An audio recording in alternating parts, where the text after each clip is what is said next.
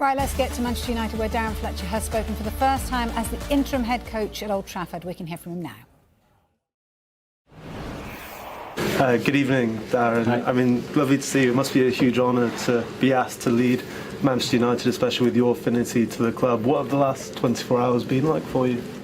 Yes, surreal. As you say, it's an amazing honour, I think, to be able to lead a Manchester United team. I don't even think it's in my wildest dreams that was something that could potentially happen. I think even thinking about playing for the club and stuff like that, but to lead out a team is an amazing honour and something I'm really proud to do. Not in the circumstances I expected it to happen, so that obviously is something that doesn't sit quite easy with me, but I've just to think of I've got a job to do and I've got to lead the team tomorrow and think of the great honour and pride in doing that. What conversations have you had with Jason Wilcox, Omar Barada, about how long you could be in charge for and maybe what that looks like going forward? Yeah, so I've had conversation and it's the focus was on this game and then we'll speak after the game. So it all happened very quickly on Monday morning. I had a game to prepare and a quick turnaround, training session to organise, speak to the players. So the focus has been, because of the quick turnaround from the Leeds game, the focus has been on the Burnley match, and then we'll speak after the game, because I think it's important that we give the Burnley match the respect and focus it needs to prepare the team in such a short space of time. Thank you. Hi Darren. Obviously the natural question people will be asking is, do you want to stay on beyond it? Obviously you've done so many jobs at this club. Darren's mentioned the affinities you have to. Would you like to try and earn the manager's job full time? Honestly, it's not something I've thought about. I'm focusing on Burnley. I think that discussions for after the game, as I said, there's been that much going on. It's all happened so quickly. All my concentration and efforts and thoughts are gone into Burnley, and I know that sounds like a generic answer, but it is what it is, yeah. What's the backroom team going to look like for you in this game, next game, however long it is? Yeah, so obviously Travis Binion, who leads the under-21s, who I started my coaching career with in the academy, who I've known for the 5 years that I've been here. Couldn't ask for anybody better beside me than Travis. We've got such a close relationship, worked together for such a long time, somebody I respect, somebody who I've learned a lot from. His assistant Alan Wright, who's newly joined the club as well, so the under-21 staff come and join me, and Johnny Evans has come in to help as well, so somebody who's great association with the club, recently played, knows the players, comfortable in the environment, and a familiar face for the group and the players as well, so those three will assist me for the game tomorrow. Darren, a lot's been said about Manchester United over the last few months. What is your feeling of where this club is? You obviously are the epitome of Manchester United. Is one of your tasks to reconnect it with its roots in a way?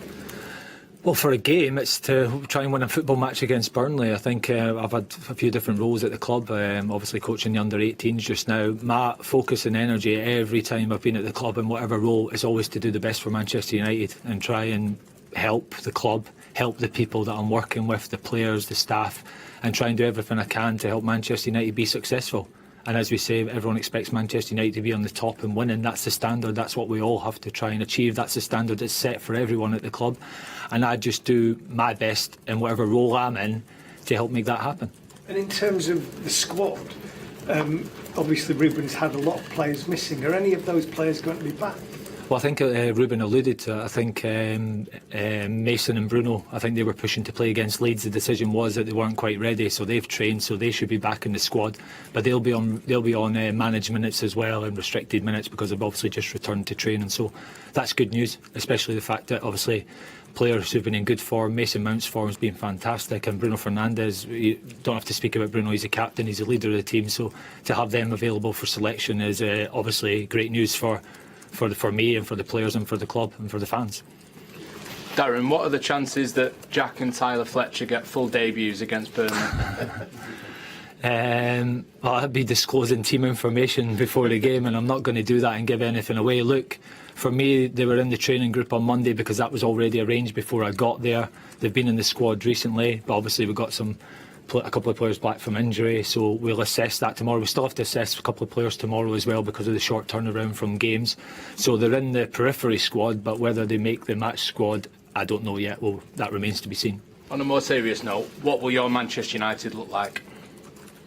Well, hopefully it looks like a Manchester United team that represents a bit of me, I think, in terms of and what I know is Manchester United. So I hope it resembles a Manchester United team that fans can be proud of, that I can be proud of. And I'm sure they will, because I believe in the players. I think we've got good players, and I think we've got players who care, and I think we've got a lot of quality in that team.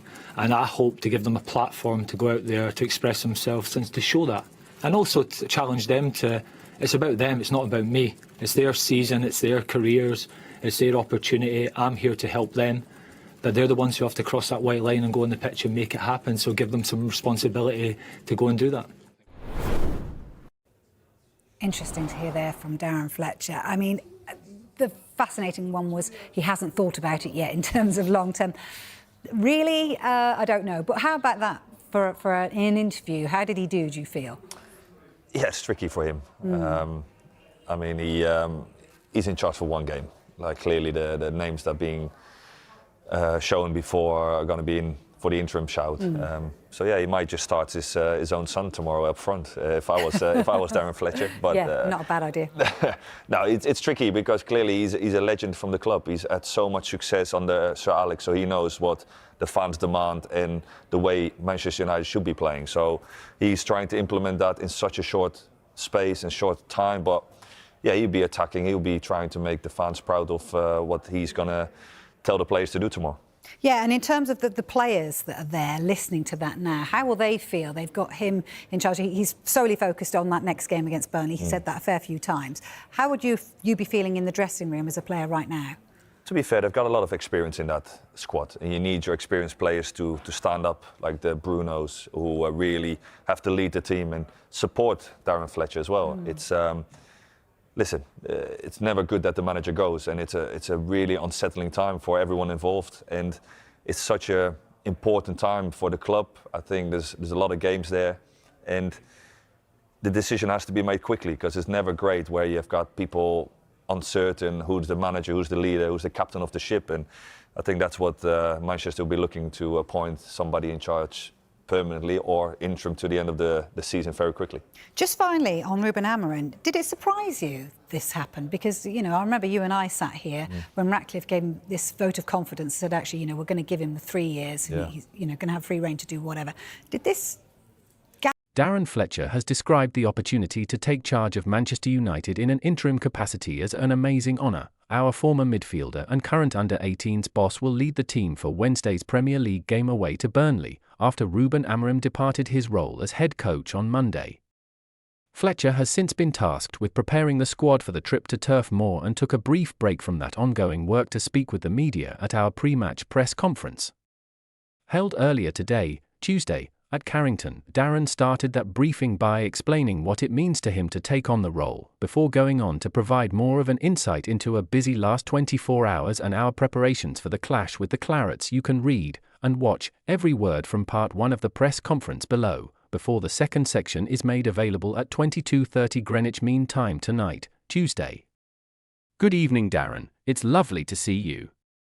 It must be a huge honour to be asked to lead Manchester United, especially with your affinity to the club. What have the last 24 hours been like for you? It's surreal. As you say, it's an amazing honour to be able to lead a Manchester United team. I don't even think it's in my wildest dreams that it was something that could potentially happen. I think even thinking about playing for the club is surreal, but to lead out a team is an amazing honour and something I'm really proud to do. Not in the circumstances I expected it to happen, so that obviously is something that doesn't sit quite easy with me. But I've just got to think of the fact that I've got a job to do and I've got to lead the team tomorrow, and think of the great honour and pride in doing that.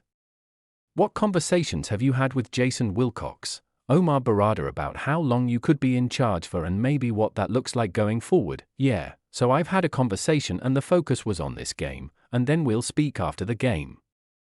It all happened very quickly on Monday morning. We had a game to prepare and a quick turnaround.